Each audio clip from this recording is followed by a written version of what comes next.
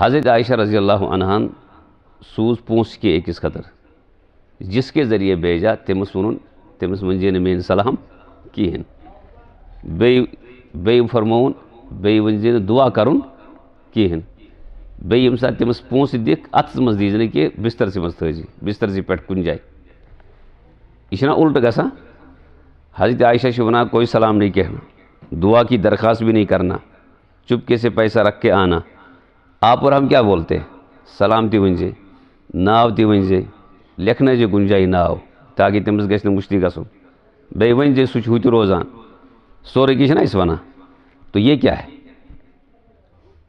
حضرت عائشہ سے انہوں نے کہا سلام کیوں نہیں دعا کیوں نہیں اتمس کیا جمنا؟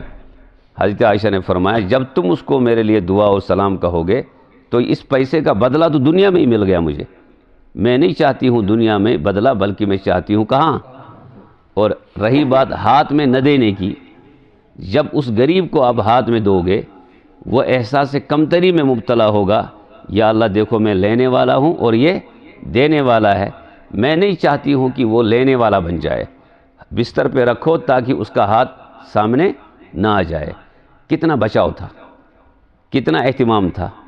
اور آپ کا میرا معاملہ تب تک حل نہیں ہوتا ہے جب تک زکوٰۃ دینے کے بعد، صدقہ دینے کے بعد رات کو باضابطہ ریکارڈنگ کے ذریعے پورے کشمیر میں نہیں پھیلائیں گے۔ اچھا ضروری اعلان کروں کہ کیا کروں؟ یہ کیا ہے؟ اس کا مطلب ایک کمزوری ہے آپ میں مجھ میں کہ ہم عین شریعت کو زندگی میں لانے کی کوشش نہیں کرتے۔